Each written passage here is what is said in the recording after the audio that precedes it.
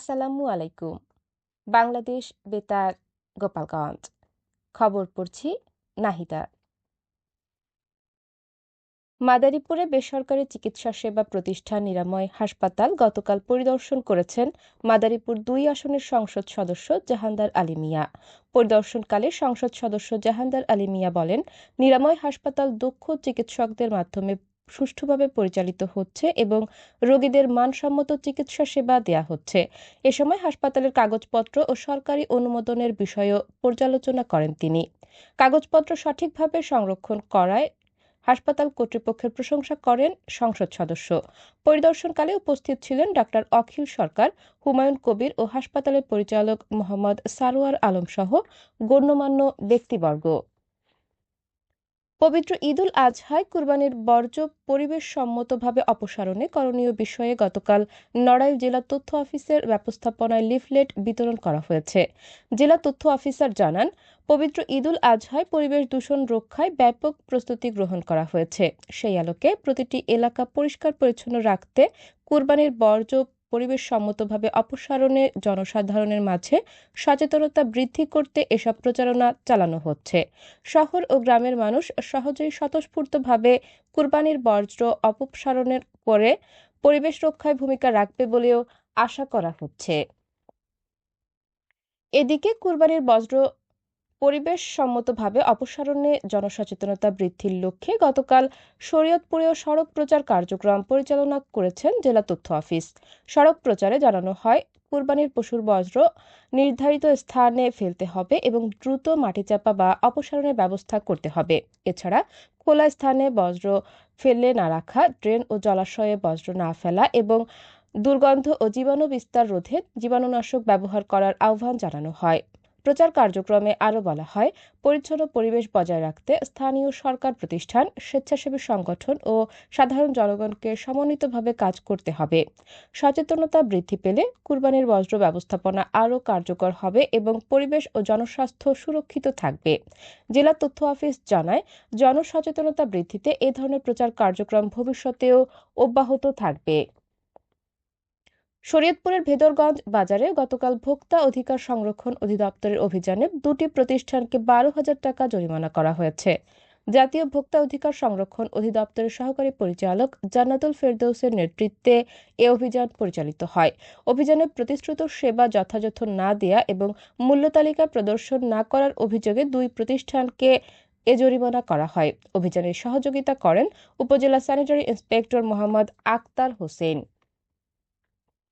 মাদারীপুরের কালকিনি উপজেলার ফাঁসিয়াতলা বাজারে মৃত গরুর মাংস বিক্রির অভিযোগে গতকাল নূর মোহাম্মদ সর্দার নামে এক যুবককে আটক করেছে পুলিশ। পুলিশ জানায়, বাজারে গরুর মাংসের মূল্য প্রতি কেজি প্রায় ৮০০ টাকা হলেও নূর মোহাম্মদ ও তার সহযোগীরা ৬০০ টাকা দরে মাংস বিক্রি শুরু করেন। স্বাভাবিক দামের তুলনায় অনেক কম দামে বিক্রি হওয়ায় ক্রেতাদের মধ্যে সন্দেহের সৃষ্টি হয়। পরে স্থানীয় লোকজন বিষয়টি নিয়ে জিজ্ঞাসাবাদ করলে অভিযুক্তদের কয়েকজন স্বীকার করেন, বিক্রির জন্য আনা গরুটি জবাইয়ের আগেই মারা গিয়েছিল। বিষয়টি জানাজানি হলে এলাকাবাসীর মধ্যে ক্ষোভ ছড়িয়ে পড়ে এবং তারা পুলিশকে খবর দেন। পরে খবর পেয়ে কালকিনি থানা পুলিশের একটি দল ঘটনাস্থলে গিয়ে নূর মোহাম্মদ সর্দারকে আটক করে থানায় নিয়ে যায়।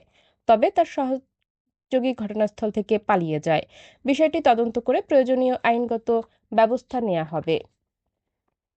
গোপালগঞ্জে পৃথক ৩টি সড়ক দুর্ঘটনায় এক শ্রমিক সহ ২ জন নিহত এবং এ ঘটনায় সাংবাদিক সহ আহত হয়েছে ৪ জন।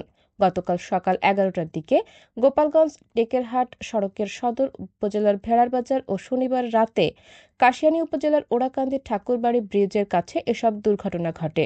পুলিশ জানায়, গোপালগঞ্জ টেকেরহাট সড়কের ভেড়ারবাজার এলাকায় পৌরসভার টোল আদায় করছিলেন রাজ নামে একজন।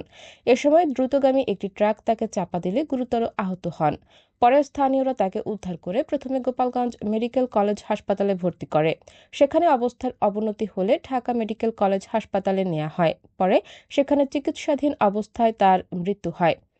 এদিকে কাশিয়ানী উপজেলার ওড়াকান্দি গ্রামে ধান কাটা শেষে ভাগে পাওয়া ধান নিয়ে একটি ট্রাকে করে বাগেরহাট জেলার রামপালের বাড়িতে ফিরছিলেন কয়েকজন শ্রমিক। এ সময় ট্রাকটি ওড়াকান্দি ঠাকুরবাড়ি ব্রিজের ওঠার সময় চালক নিয়ন্ত্রণ হারিয়ে খাদে ফেলে দেয়। এতে ধানের বস্তার নিচে চাপা পড়ে এক অজ্ঞাত শ্রমিক নিহত ও আরও ৩ শ্রমিক আহত হয়। পরে স্থানীয়রা এগিয়ে এসে হতাহতদের উদ্ধার করে। অন্যদিকে এটিএন নিউজের গোপালগঞ্জ প্রতিনিধি সজীব বিশ্বাস পেশাগত দায়িত্ব পালন শেষে মোটরসাইকেলে করে নড়াইল থেকে গোপালগঞ্জ ফিরছিলেন। এ সময় মোটরসাইকেলটি নড়াগাতি থানার ইসলামপুর এলাকায় পৌঁছালে অপর একটি মোটরসাইকেল ধাক্কা দেয়। এতে এটিএন নিউজের গোপালগঞ্জ প্রতিনিধি সজীব বিশ্বাস গুরুতর আহত হন। পরে তাকে উদ্ধার করে গোপালগঞ্জ 250 শয্যা বিশিষ্ট জেনারেল হাসপাতালে ভর্তি করা হয়। সবশেষে আবহাওয়া।